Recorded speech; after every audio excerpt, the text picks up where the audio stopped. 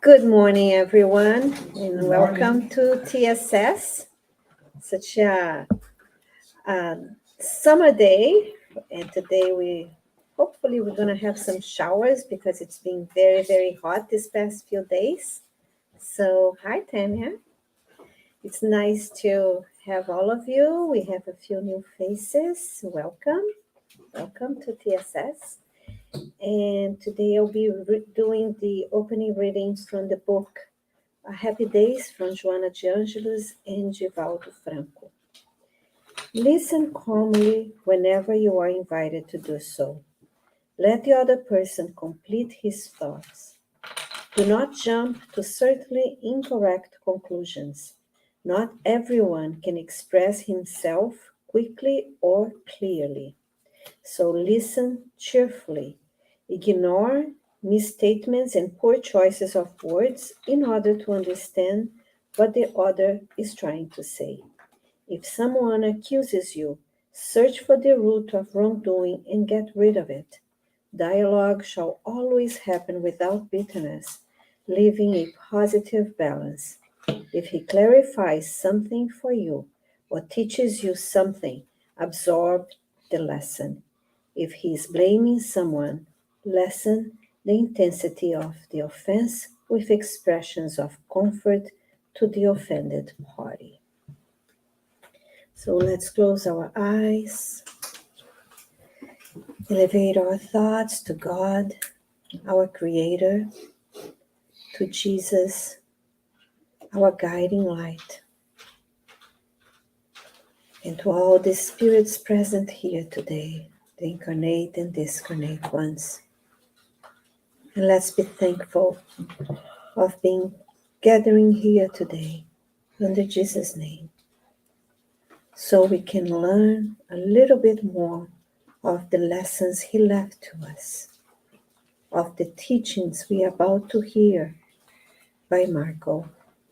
And we ask all the good spirits present here today to elevate Marco thoughts so his mind can be clear, so we can absorb more of Jesus' teachings. And so be it. And Marco will be presenting to us the art of forgiveness. Thank you, Marco. Okay. So again, good morning, everyone. Thank you all for coming. For all of you who are following us online, thank you for coming and join us. So today we're going to be talking, as we heard in the passages that we read this morning, and also what Sandra just presented to us, that we're going to be talking about the art of forgiveness. Right. So the idea behind calling this the art of forgiveness is really, if you think about art in general, right? Let's say when we're thinking about a painting, or someone who's composing, or someone who's creating something, right? So think about the process of getting there, right? It's not automatic, right? It's not something that you naturally born maybe with, but even in that cases, you have to develop it, right? You have to put some effort into it, right? You have to dedicate yourself towards that goal. Like, you have to improve, you have to have discipline, right? The really, really well-known composers and artists that we see throughout the world today, what we don't see is like how much effort is and work, right, is involved behind the artistic creation, right, in that case, right? So is some sort of a sublime essence to it. It's something that is achievable, but it's also beautiful at the same time, right? It's something that is difficult to comprehend from a distance, but maybe easier when you get close to it. So there's all this amazing characteristics of art, right? That I think we can basically transport all of that into forgiveness, which is similar in a way, right? So what we're going to be talking about today, we're trying to put the different optics into the whole thing. So of course we're going to be talking about, it's important to forgive, right? Yeah, like we all know that, right? And I think we can be talking about the importance of forgiveness for the next 5,000 years, and we still may not be able to get all of it, right, into our daily lives. But what I thought is that maybe if we do it a little bit different and think about the process of forgiving, right?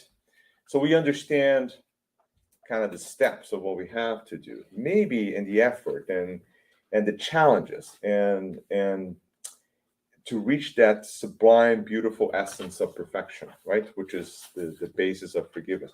Maybe if you focus on that, it's going to be a little bit easier for us to bring it back to our daily lives, right?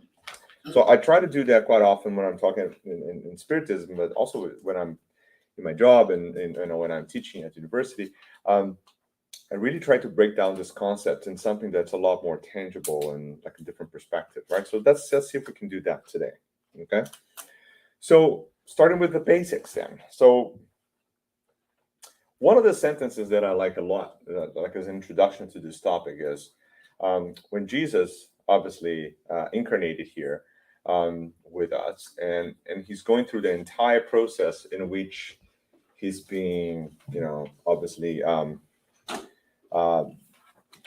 feeling this physical consequences, right, of this punishments of being a perfect spirit, which is quite that makes no sense, right? When you think about we as a society, what we were doing to him at that time. But he says, like the very last minute, right? He says, Father, forgive them, right? For they do not know, right, what they were doing, right? I think that is such a nice kind of wrap up to that story, right? At that tail end of that story, because what he's really saying is like, listen, see, look at what they've done. So he's telling us that, like, he's actually obviously, referring to projecting as a prayer to the Creator, but the reality is that he's talking to all of one of us, right? Because I'll tell you something interesting. So there you go. Those guys are really punishing physically Jesus as much as possible, right? And we know that the thorns, the this and that, the beating, the carrying the cross, and all sorts of things, all this bloody kind of painful images that we can possibly remember at that time, right? And then he comes to us and says, yeah, no, forgive them because they really don't know what they're doing. Obviously, he's not saying that, God, you got to forgive them. No, he's already forgave them before they started, right? Because Jesus knew already, like when he was coming, who was going to be involved in what and what was going to be happening, right? So he had all that plan already. But he's talking to us is that he's saying that you guys should forgive this too. And I'll tell you why. So Kardec, which is an interesting story. So Kardec, he goes into so there's a passage in this book very interesting called Letters and Chronicles by Brother X, where he describes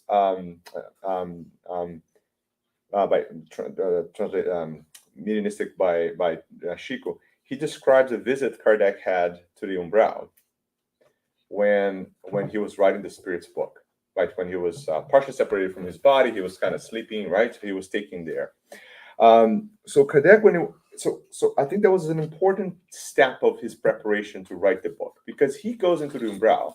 So obviously he's seeing all this dark imagery, right? Kind of physical punishment, just like, something that's really, really materialistic in a way, right?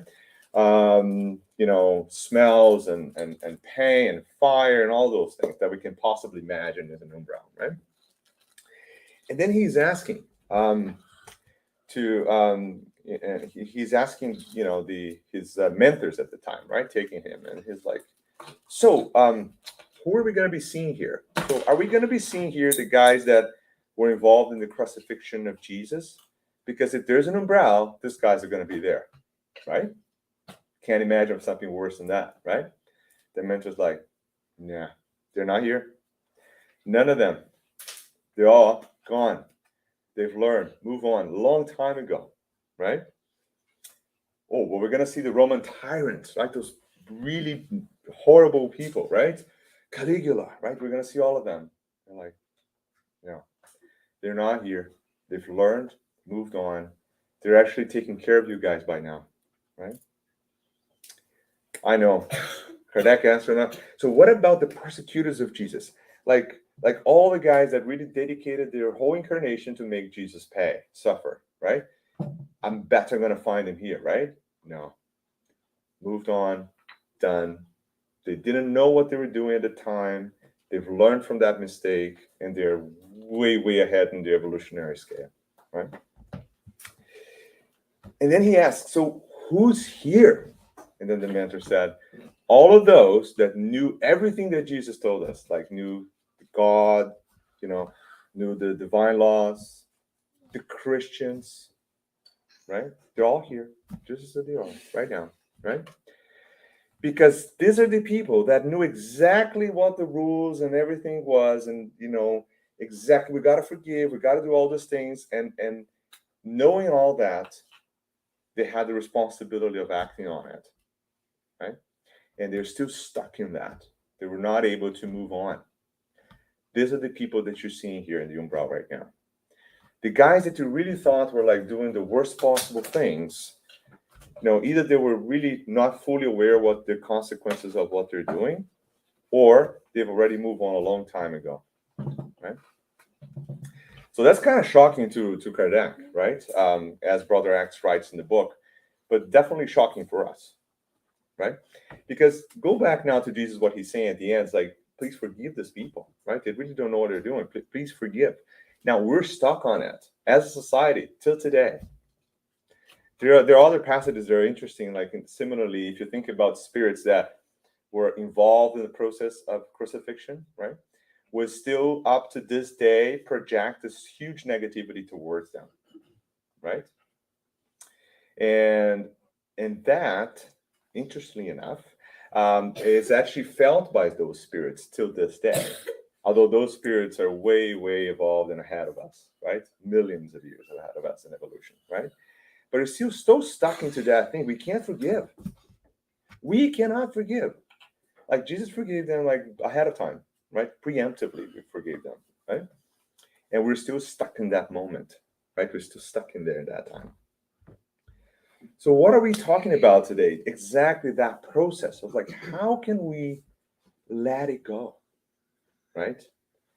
Learn from it and move on. That cycle. This is basic concept in psychology. This is a basic concept in your work. This is a basic concept in anywhere you go, right? Like if you're the type of guy in your job, get some sort of conflicting email and got upset about whatever happened in the meeting, and you don't let go, you're in trouble. You're gonna go, right? Because in a team, that does not work, right?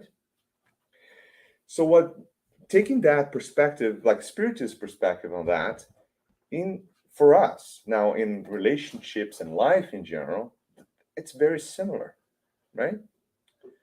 So if someone somehow offended us or created a situation that we feel that impacted us negatively, right? So what do? We have a few options, right? So let's say option one, we got really, really upset, right? And we throw back at them exactly the energy that they threw at us, like a fight, right? Who's going to win in that scenario? Right? Think about it. No one. There are no winners in that scenario, right? So the second scenario is like, you get really, really upset, but you calm down, you take a perspective, say, well, maybe that's what happened. And even if you're not friends anymore, maybe if you're not the best friends, you're not going out for dinners anymore with that person, but you get rid of that negativity, sending that back. That's a good step forward, right? Because now, it's like, I forgive. Maybe you're not forgive completely yet, but at least you're trying to get rid of that reaction, right, to that moment. Do you want an example of that? Get a very angry email, 6 p.m. at work. What do? Do you reply in the next 5 minutes, or you take a break and reply the next day? Think about it. What is the most obvious thing to do, right? Reply the next day, isn't it? Because if you're that emotion, now try to picture yourself in that scenario and think about the emotions that are going through your mind right at that time when you get that email. That is exactly what you need to get rid of. That's exactly it. Hard to describe, right? But every person can feel that. Cecilia Meirelles wrote that one time. She said, this is she said, the charity, or I don't remember the exact word, but charity is one of those things that it is so hard to explain, but it's so easy to feel. That's the kind of same idea, right? Very hard to explain what that means because it's bringing from us thousands of years of experiences at that time. You kind of let it go, right? Of that vibration, right? So that anger, that reactivity, right? That explosion that was important for us to survive maybe when we were like 10,000 years ago, right? Like a flight or flight response. Like, you got to do this, right? Not anymore, right? You have to control that. But that is exactly the moment where you really have to work on, right? And if that energy continues, right, for years, oh boy, now it's going to manifest itself on you. Like, you're the one losing in the end. So if you don't forgive and let go of that, so if you don't let go of that energy, if you don't forgive the insult, right, and you don't mend it, right, that's going to be very hard, right, for you to continue pathway, right? So I have like 5 topics we're going to talk about today. First one is like, we're going to talk about forgiveness in general. When, how often, and what does that mean to forgive? Okay, so let's start with that. Okay. So, and everything I mentioned here is mostly from the Gospel according to Spiritism. Chapter 10 is a good start if you want to just read about it, and then from there I'll give you some other things we can talk about, right? But in chapter 10, and I'll read directly from the book here. So Kardec says, be patient, right? So now we're thinking about what we're talking about forgiveness, what that be patient means, right? So that's exactly that moment that I just described to you, right? If you don't have patience, also accept that you may not be ready to forgive right away and instantaneously and perfectly. If you don't have the patience to understand that there's a process ahead of you, see, that's bad, right? Because then you start to question yourself and challenge yourself, like, why am I not doing this, right? There's a process, right? So he starts with be patient. So patience too is a form of charity. Isn't that true, right? Being patient to people around us, right? And it happens in the most silly things in the daily life, right? Let me give you a scenario, okay? And you don't need to tell me what you're going to do, but you can think about it, okay? So you drive in a 401, right? For those of you that are in line, 401 is a big highway, right?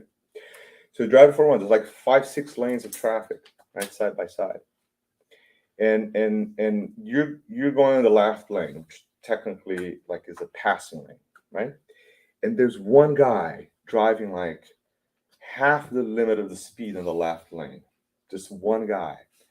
And there's literally 200 cars behind it on the left lane. How would you feel? Don't need to answer.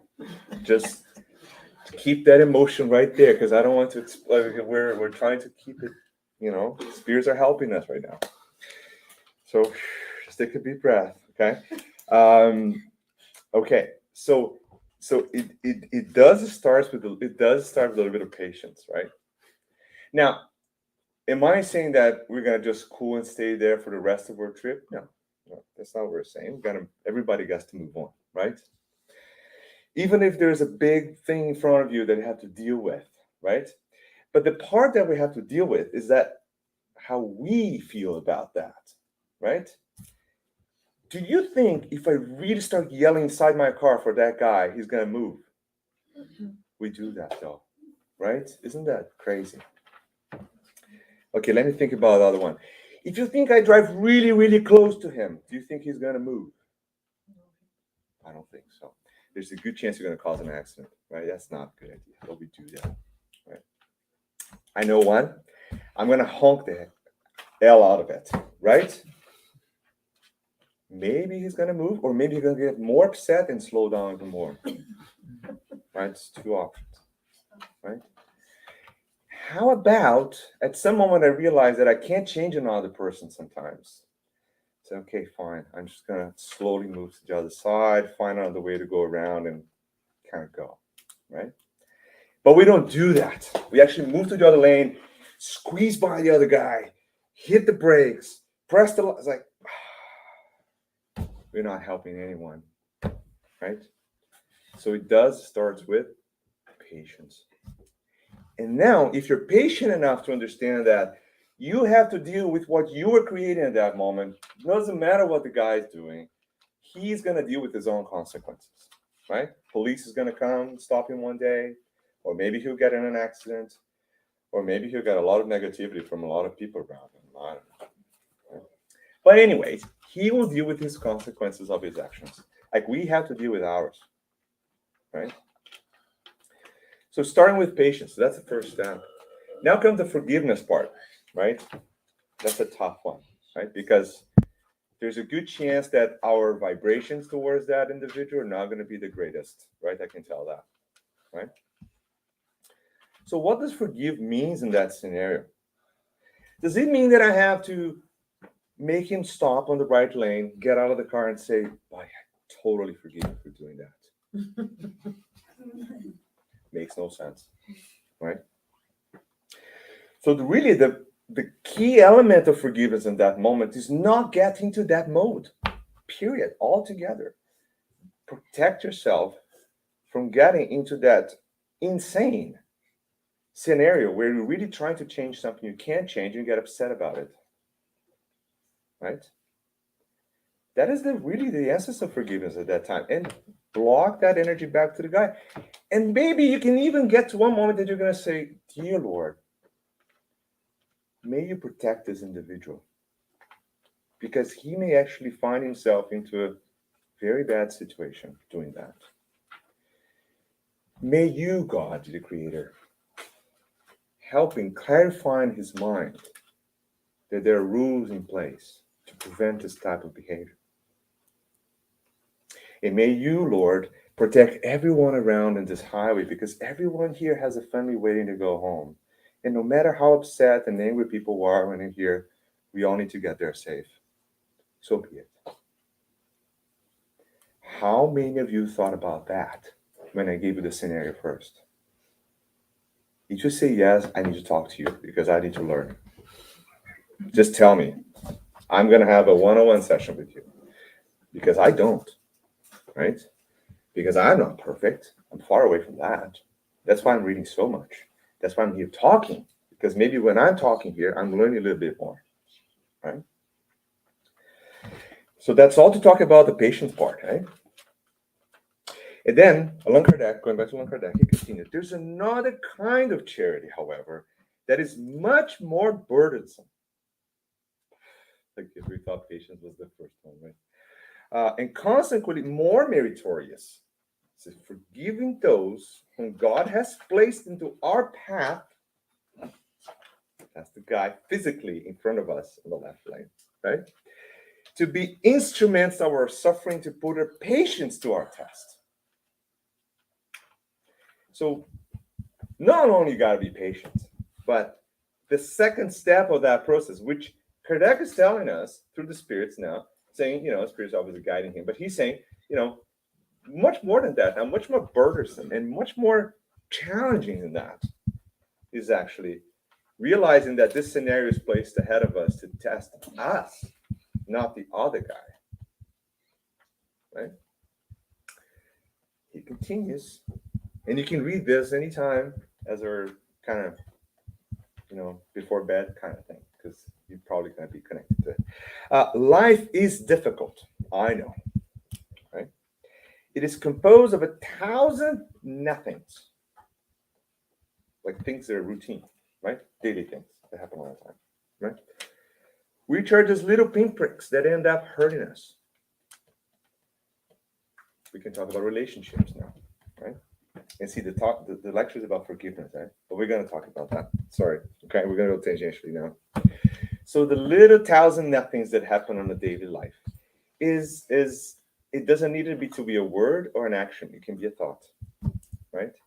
Because we can feel that, right? When you approach someone that has like a very negative thoughts towards you, you can tell from a distance, even before the person says a word, right? So how many thousands of nothings occur during our daily lives at work, home, whatever you are, wherever you are, that collectively act as like this little pinpricks. There's like you're constantly touching and bothering us, and to one moment we snap, and we don't know why we're snapping. It's like, oh my God, I don't know, I'm so stressed today, right? Because we're not paying attention to things that are happening routinely, like daily, little things, right? And we kind of push away a little bit in our mind, kind of pack it there, right? But we get bothered by it, right? But that's what the Spirit is saying, right? We must consider the duties imposed on us, the consolations and compensations we receive in return. And then we'll see that the blessings are more numerous than the sorrows. The burden seems less heavy when we look to heaven than we're broad bent towards the ground. Right? Oh, that's a big one. Okay. So he's telling us about, the spirits are now telling us, well, life is difficult. We know that, right? And not because it's unfair. It's because we did whatever we did to be in this scenario, right? And don't think too much about it because you may find something you don't want to know, right? But whatever it is, we are in the scenario we are right now. And there's all these things going on, all these tests, all the things that happen all the times, all the trials, because that's where we are, right? We are in this world that's still being tried. We're still going through expiations, right?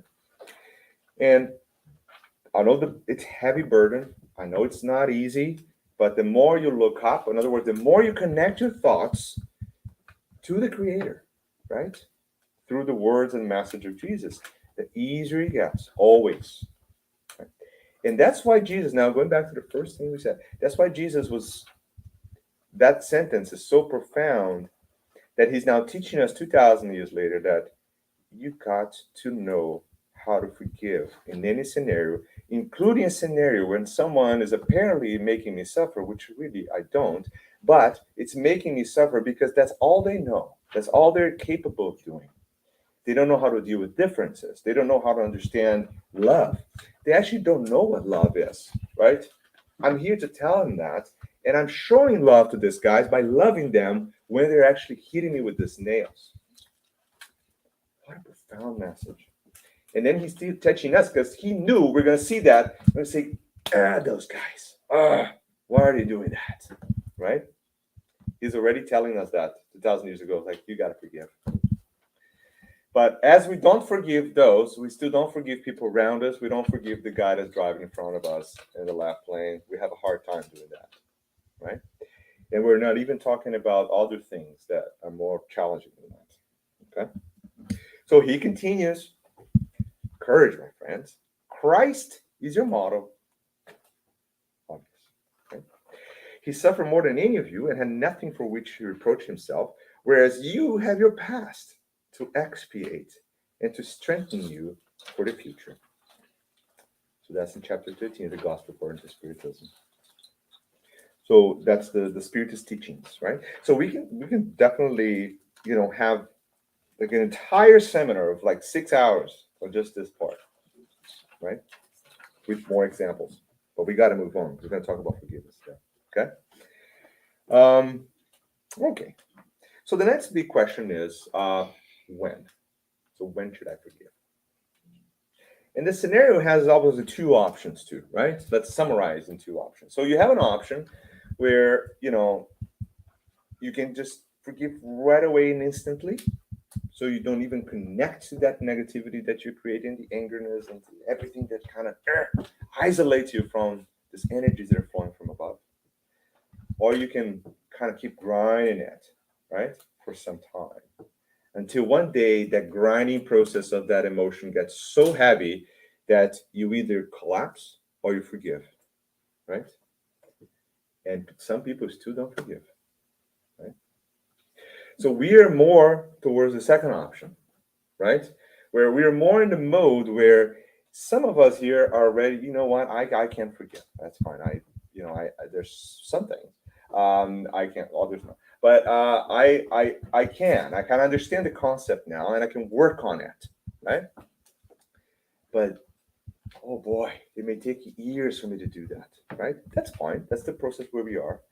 Now, if we shorten that period to minutes or to seconds, that is makes our life so much easier. And it's kind of almost like a selfish thought. Maybe I'm doing it for me. I don't know.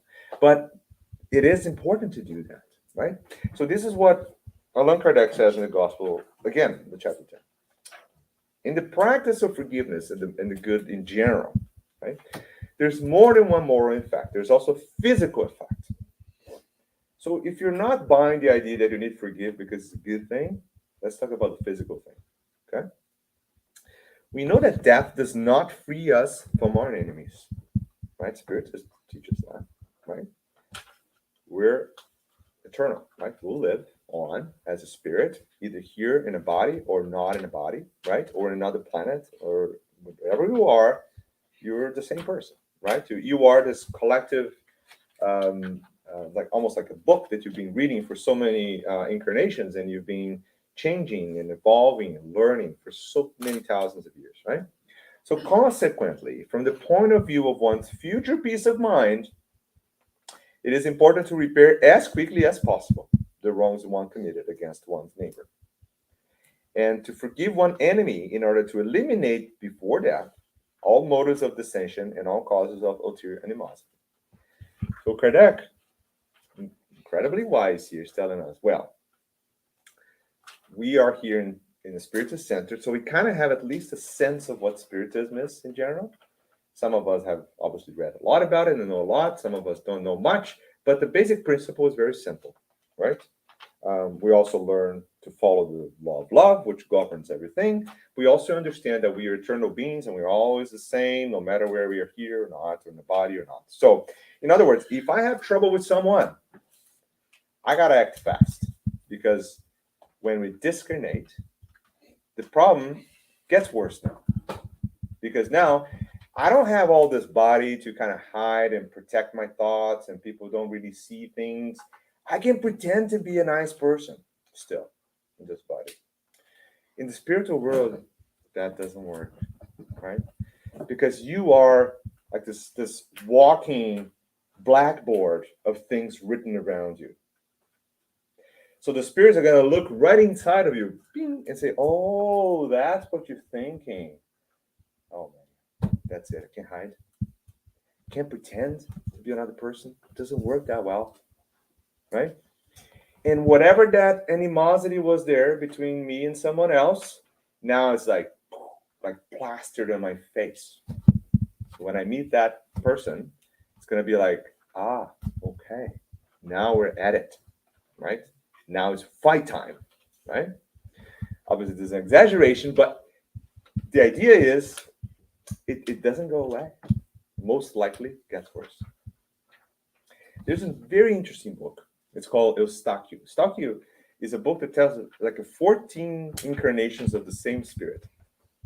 And in this book, Eustáquio talks about his life since he was living in Europe,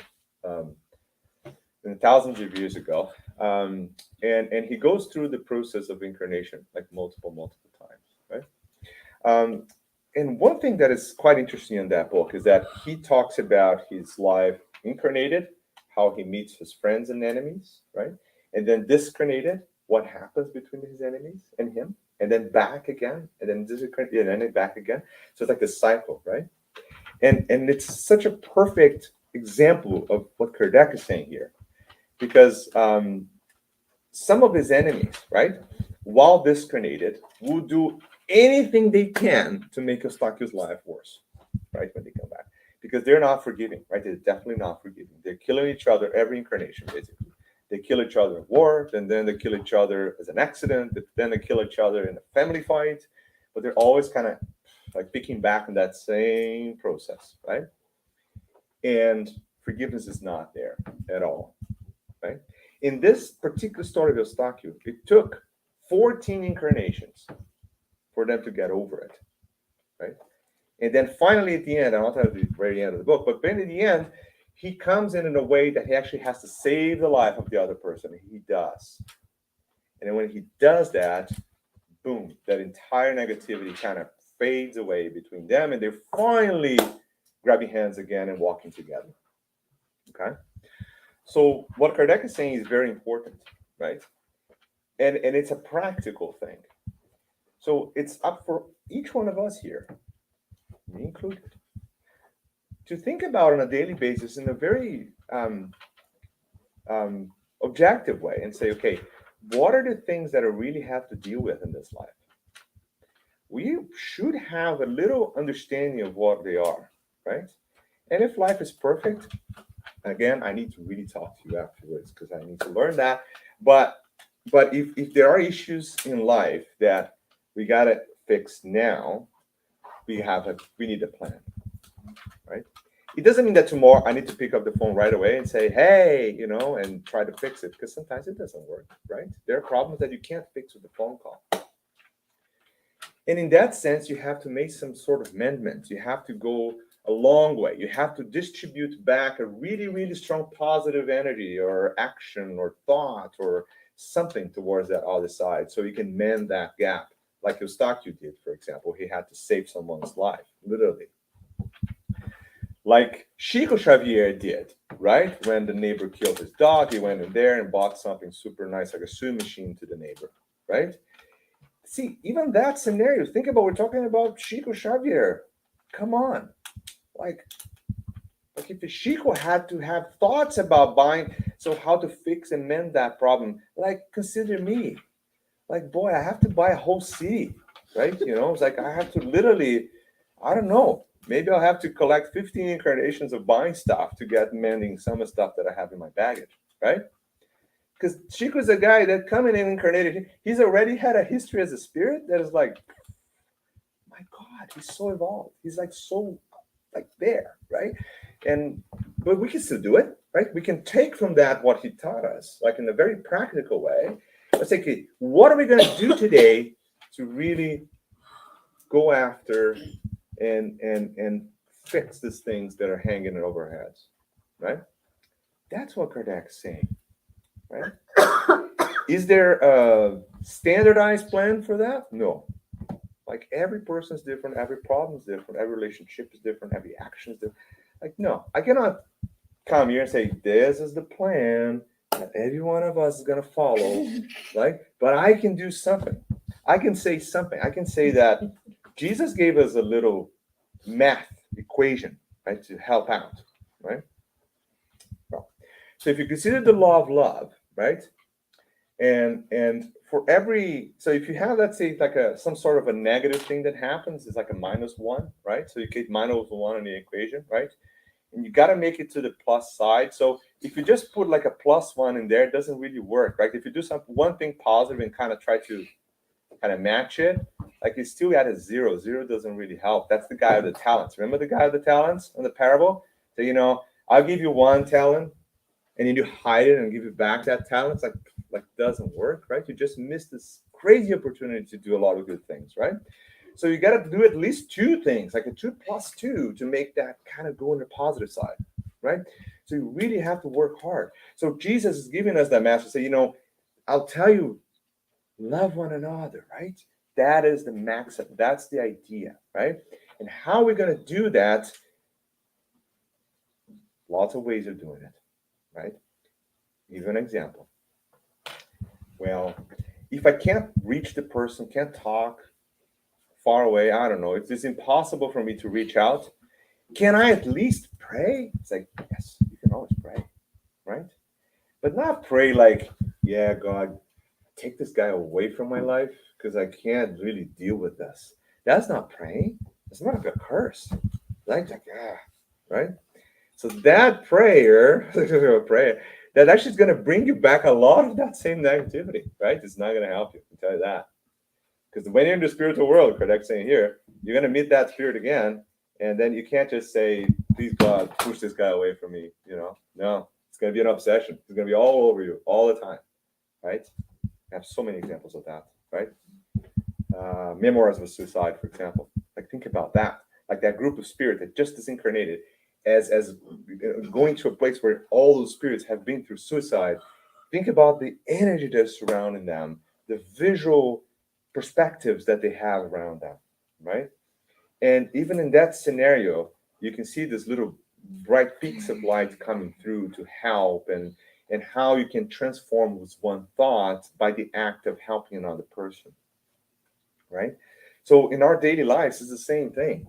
So we can pray. We don't have to buy a sewing machine to everyone. That's not what Shiku's telling us, right? But really figure out ways that we can mend that. We can go, like, we have to make that step.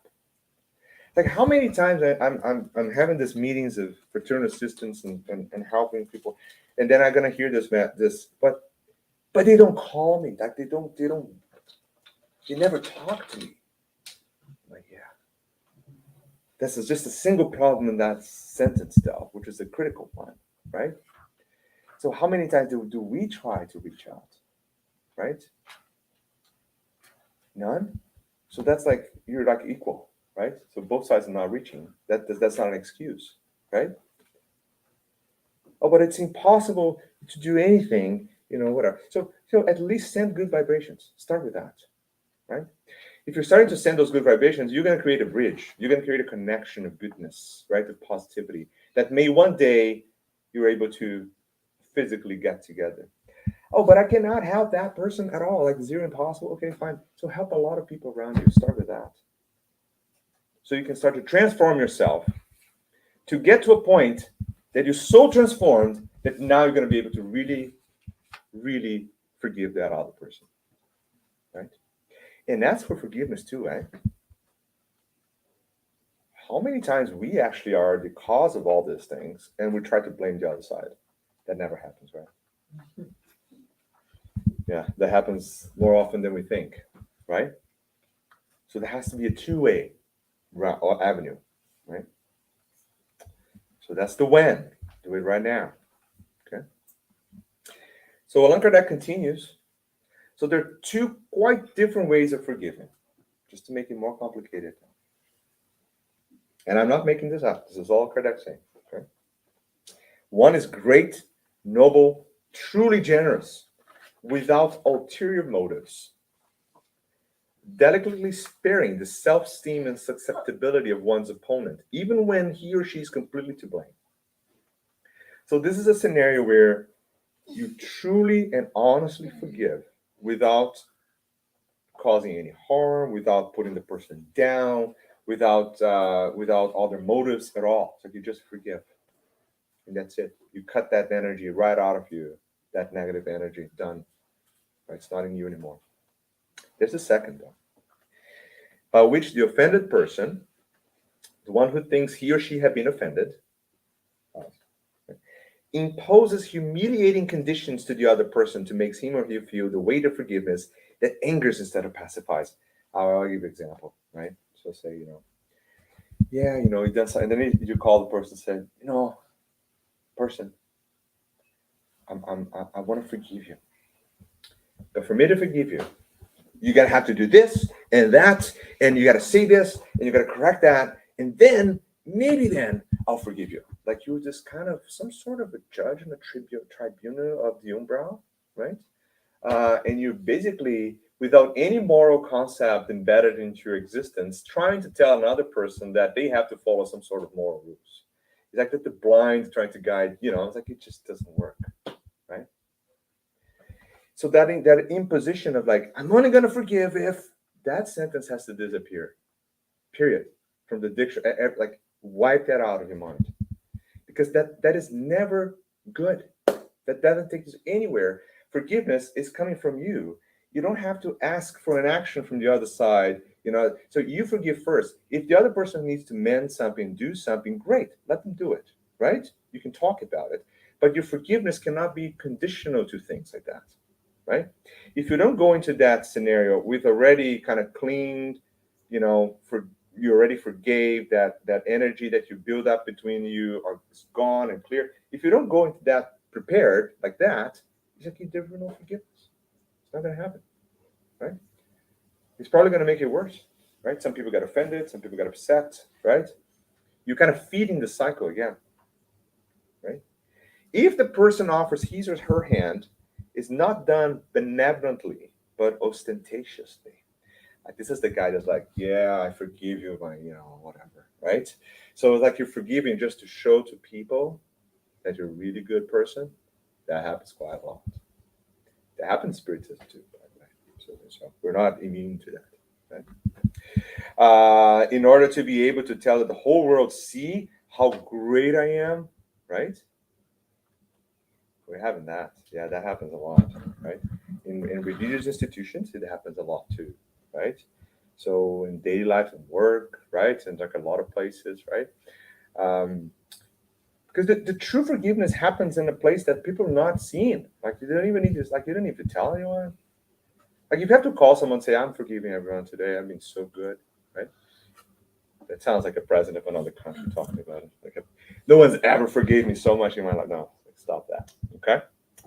Let's move on. Okay, how many times? That's the next question, right? So we know the passage, right? That Jesus said, no, he's like 70 times 7. It's like, in other words, being like endlessly, right?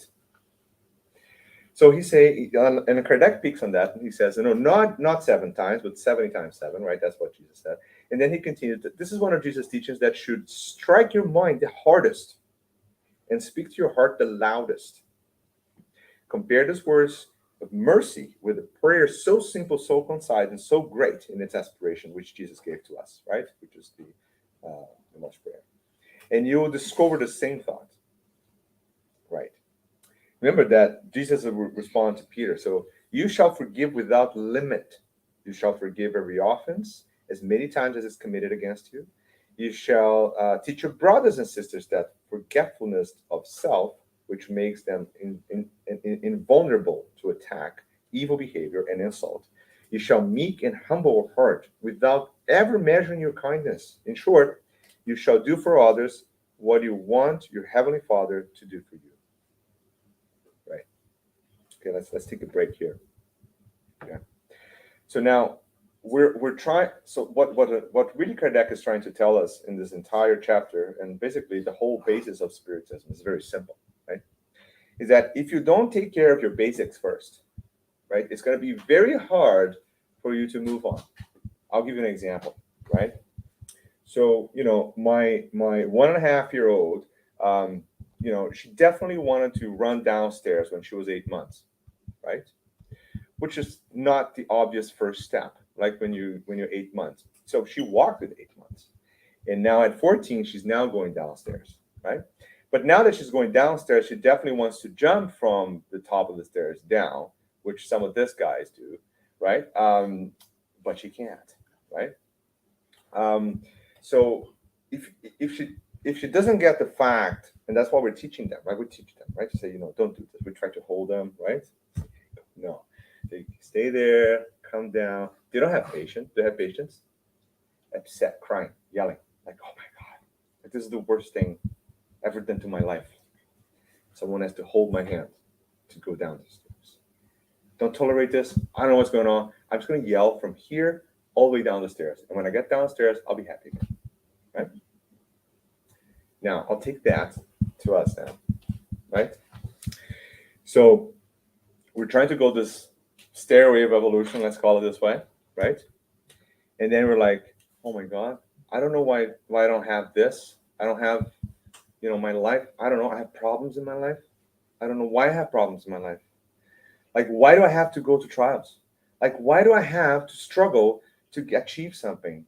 Look, I can't believe it. Why people have to why do I have to kind of move this way? Why I can't just do, oh my God, it's so terrible. Like the worst thing in the universe, right?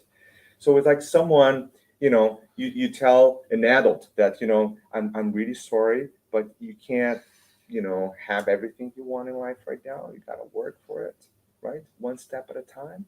And they throw a tantrum right in front of you, throw yourself on the ground, start. But we do that. We do that when we're facing the trials that are set up for us in life. We do exactly like the 1.5-year-old trying to go downstairs. We do exactly the same thing. We complain and we struggle and we yell, and then we achieve it, and then we're like, oh, that's pretty cool, right? We've done that, like one step at a time, right? But we keep doing it nonsensically. Like for every single thing we do in life, we do the same kind of, oh, this is so hard, I can't believe it, right? And you can take that to little things in life, you can take that to big things in life. But we are kind of collectively behaving like a 1.5-year-old, spiritually speaking, right? So that's why when Jesus is saying this, he's basically telling us, guys, just like I do all the time, guys, stop. Just stop it, right? You need to forgive. Like, just forgive. Just like stop this blah blah blah nonsense. Like, I can't do this. Like, why I forget? Just do it. Just forgive. How many times? I don't know. How many times you need? 1,000,000? So go for it, right? I'm probably like 5,000,000 times 1,000,000,000 right now. My forgiveness need, right, on my list, and I'm still working on it, right? But it's just, again, Jesus is really talking to us like, you got to take care of your basics, you got to stop complaining, you got to learn from this, you got to, right? Because the pathway of evolution is kind of all ahead of you, and for every step you're making so much noise, right? Just like toddlers do, right? That's kind of where we are right now spiritually, and we're running out of time. I'm gonna get there. Okay. So yeah, let me just finish then. So there's a few more things we can talk about. We'll come back another time to talk about this. But so there's another passage I find very nice if you guys want to read about. It's book Living Spring, right, by Chico. So there's a chapter called Forgive Always, right? And I'm not going to go through the entire thing, but if you want to really have kind of a summary of what we just talked about, that chapter is a very short chapter, like a page chapter. It's really nice. And I like one sentence. I just want to say one sentence from the chapter. It says, no matter how serious a neighbor's wrongs may seem to be, do not waste your time on criticism. We don't do this, right? Do we criticize other people? No. I'm biased. I'm trained to criticize things. As a scientist, that's what I do every day. Like, I criticize other people's work, I criticize my own work, I criticize papers, I criticize everything, right? But what's interesting is that that type of criticism can be positive. In other words, like, I'm advancing scientist by being critic of my own work. That's great, right? But it can be totally a waste of time if I'm just criticizing someone for the things that probably I do too, right? And we're just like, oh my God, can you believe it? Right? And you go and do worse things, right? And you just keep criticizing. So, anyways, just be careful with that. So, and just to summarize the end now, and a very short story, right? From the big book Between Heaven and Earth. So, just two characters that I find quite inspirational in general. So Odila and Zomira, right? Two mothers, right? So Zomira is obviously a stepmother of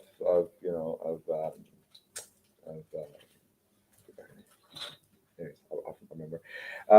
And she's very sick. She's in bed, right? And she's being attacked relentlessly, right? By Odila. And Odila is the mother of, come on, remember, Sandra. What's her name again? The lady, Antonina. Antonina. Yes, Antonina. No. Okay. Anyway, yeah, I forgot. Okay, I'll remember. Yeah, I think it's Antonina. Yes, and she's asking for, so her mother's discarnated, stepmother's there, stepmother's really sick, right? And now she's gonna ask for prayer to help, right? She's asking for her mother to help, but actually her mother is the one actually causing the infirmity of Zomira, right? So her mother, Odila, is an obsessor of Zomira, right? Because Zomira kind of took over her house and her family. That's how she feels, and that's such an incredible story because it's so powerful, that image, to see how the lack of forgiveness, let's say this way, right? Between these two mothers, which actually both of them loving and caring and trying in their own best to do things, that harmony gets disrupted by the fact that they kind of had this antagonic view, right? So Zumira, well, obviously was partially involved in Julius' death, which is another son's death, right, by Johnny. So obviously Odila knows that, and she's very upset. And also Odila is very upset because Zumira is now kind of, in her place, right, in her house, right? So when you start the book and reading about it, you think about Odila as like, oh, Odila is such a nasty, horrible person, right? She's all there, discarnated, like sending all this negativity toward the house, making a mess, right? It's a disaster. How can she do that, right? Like we do the same, right? But that's okay. That's another story. And then later on in the book, through some interventions, right? Odila is obviously taking to the spiritual realms to see her son Julio. She has conversation with mentors, right? She's seen the past. Now she's able to see the past a little bit and realize that Zumira and her husband, and every one of them, they were all involved before in another relationship, in another family. And she was herself also partially responsible for a lot of negative things that happened in the past, right? And now knowing that all that information, she completely changes, forgives everyone. And now she is the benefactor or the immediate helper of the entire family. And then by the end of the book, she's actually helping everyone, including Zumira, which is the person that she, in the beginning of the book, hated so much, right? She's helping her thrive with a new family so everyone can be happy and unified again in love, right?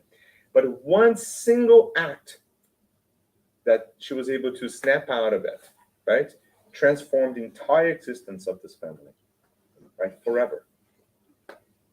And I think this book is a great example because for us, it's kind of the same thing. So that's why Kardec is saying like all the time, like don't waste time on this stuff, right? Move, like snap out of it, right? And that's what I tell this guys here, right, Daniel? I say, Daniel, snap out of it, right? So why are you so upset today? No. So I tell them like snap out, like literally, like it's you have to kind of take action, do it. Don't think about it. If you're like, oh, I'm thinking about it, forgive you one day, great, but you got to do it, right? So I think that's, if you're going to summarize and make one last thing, is just this is the time. The time is now. That's it. Okay, thank you. It's Antonina. Antonina, yes. Antonina.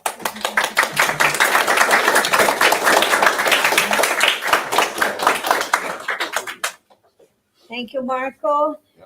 I think we all need to forgive, and we all need to be forgiven. It's something that it's an exercise. It's a daily exercise in little things and big things. So the big things we tend to postpone because it's too much for this lifetime. If we can just do a little bit, it's gonna help us on the next one and have a better relationship about ourselves and the other people too, right? Because it's a heaviness that when we don't do it, we carry ourselves. And in a way, the other person will also feel it because it's the energy, even if we don't say two words, but the energy that we are sending to the other person, she's gonna feel it. And then we are just feeding this, and sometimes we don't want to be even close to the other person, but when we do that, we bring the other person close to us. So it's that's energy that we connect, and it's not a good energy. And as Marco said, it's the greatest opportunity that we have to really trying to transform this problem in this lifetime as much as we can. You're not perfect, but we can do it. Maybe we don't say anything to the guy that is slowing down us, but we are sending him that energy, right? We say, oh, for God's sake, just move it. And guilty as charged. But anyway, thank you so much. And we're going to open now for questions or comments. Anyone? I do. Thank you. how can I know that I forgave someone? Like, I have a situation with my father. That's when the first start. And I thought in my mind that I had forgave him. Like, in my mind, okay, it's all done. We are good. We settled down. But then I saw him doing same stuff that he did to me, to my brother. And all that kind of thoughts, Yeah. you know, Yeah. showed up again. And now I don't know Yeah. if I forgave him or not. Yeah. I don't know actually Yeah. what happened Yeah. or what to do. That's a great question. So, I mean, if someone didn't hear, is that, what happens if you kind of think you forgave someone, but all of a sudden you're exposed to a scenario where that entire emotion set comes and kicking in again, and you have questions about that, right? So this is probably one of the most common things that ever happened in forgiveness, basically, because I told you it's a process, right? So as a process, there are steps to it, right?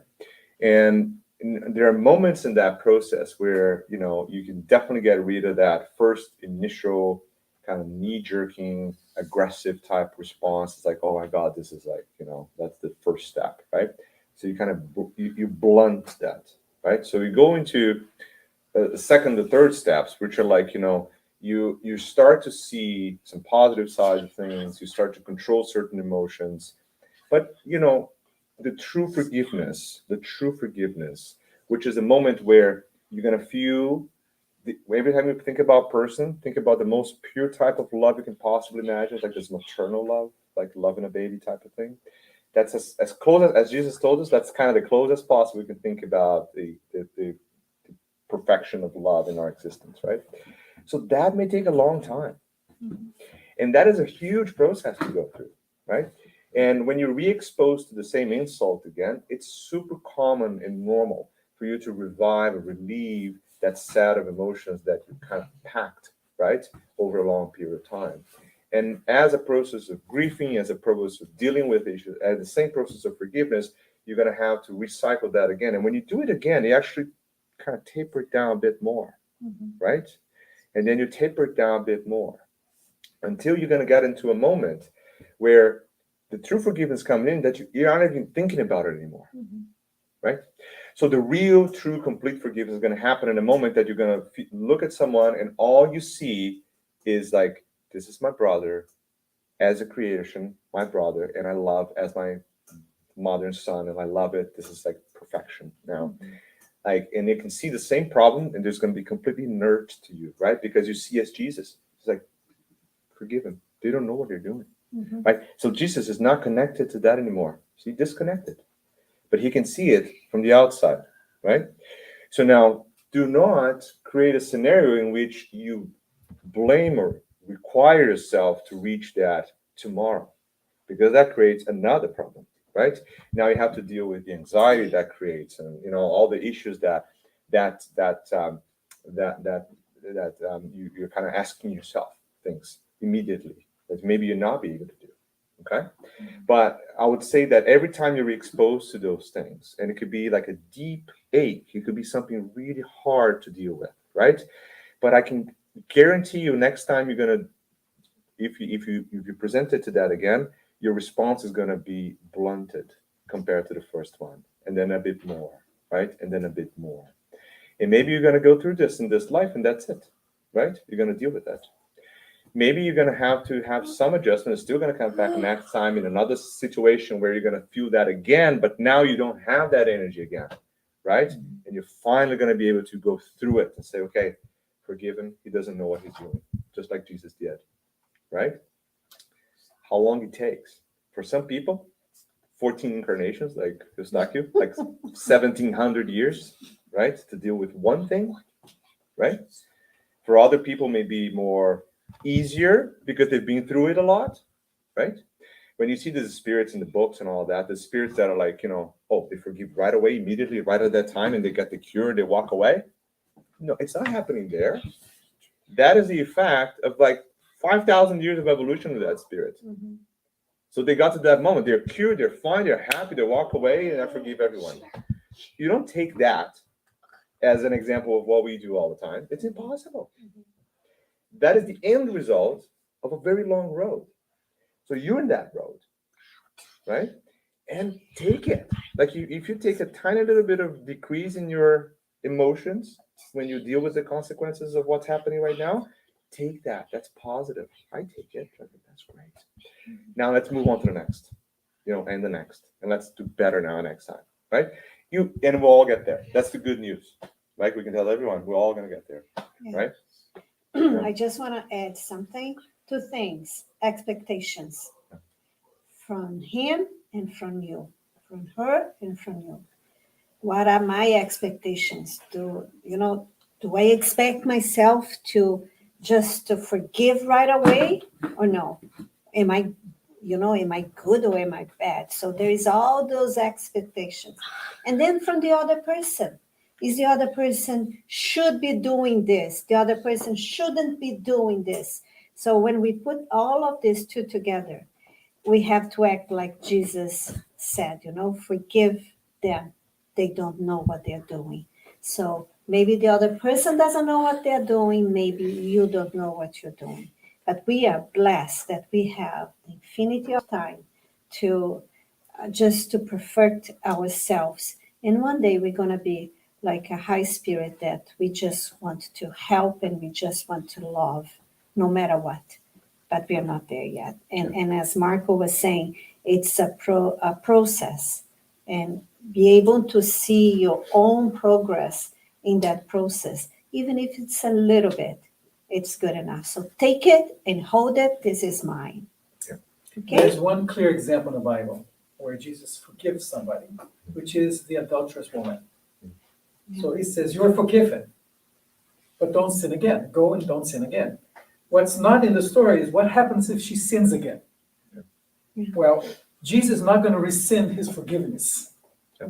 Yeah. He's going to have to forgive her again. Yeah. It's a new act. It's a new event to be forgiven. Even the 2 might be related. But Jesus knows that for most people in our level of evolution, that she couldn't sin again. Right? We're not beyond that. But he has forgiven her on that act. Future is the future. Then it's a new act that we have to forgive again. We have to be careful with something I call the passive-aggressive forgiver. You say, you've forgiven somebody. And then much later, you meet them again. And in the conversation, you make a kind of a poisonous comment that takes them back to the mistake they made. And you're doing this to hurt that person because you know that they will understand what you're saying, even if other people around them does not. They know that you just did this remark to make them feel bad, which basically is proof that you didn't forgive. Thank you, Joe. Thank you, Marco, so much. Marco, no, you're not sitting. Oh, no? Okay. Can you do a closing prayer for us? The pass is after. Yeah, okay. We after look at places. We do a closing prayer, we shut down the net. Okay, and then perfect. we do the Yeah. Got it. Okay. All right, so let us all this moment connecting our hearts and our thoughts to our Father, Mother, Creator, God, to our Master Jesus.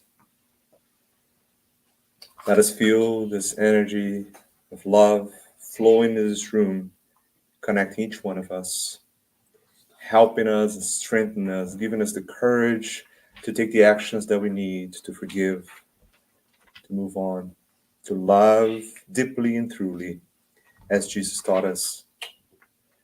Let us all take this energy and take this love to everywhere we go as these bright seeds of love.